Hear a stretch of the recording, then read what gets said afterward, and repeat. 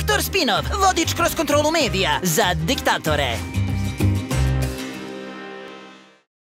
Dobar dan, dragi gledaoci. Vi gledate novu epizodu Spinovih medijskih misterija. Senzacionalno! Dobili smo pouzdanu informaciju da je u podrumu porodice Zakopjević u selu Belanovci pronađena najstarija piramida na svetu. Neverovatno! Krečili smo u kupatilu i nikad nećete pogoditi šta se dogodilo. Ova hijeroglifska tabla dokazuje da su i u to vreme imali medije. Prvi tabloid. Izgleda da tabla detaljno opisuje život u redakciji. Ovo je intimna ispovest jednog novinara.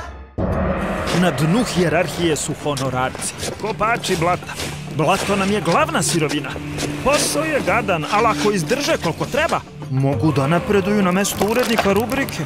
Manje te cimaju, bolja plata, a imaš i socijalno. Samo moraš da znaš šta publika voli ili da umeš da im razviješ ukus. Glavni teret je na nama, novinarima. Norma nam je 3 priče dnevno, a sve 3 treba izmisliti. Al guroš i sve snage, šta ćeš? Oni sposobniji mogu da postanu i analitičari ili čak ugledni kolumnisti. Glavni urednik je najpametniji od svih. On iz zvezda tumači raspoloženje bogova, pa nam kaže o čemu da pišemo. Ono je korporativni medved. 3 partijska drugara, a eno je mafijaška lisica. A kad baš nije siguran koga da posluša, urednik pita Sfingu.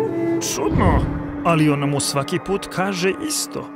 Sve se menja, samo je faraon večan. Dok traje.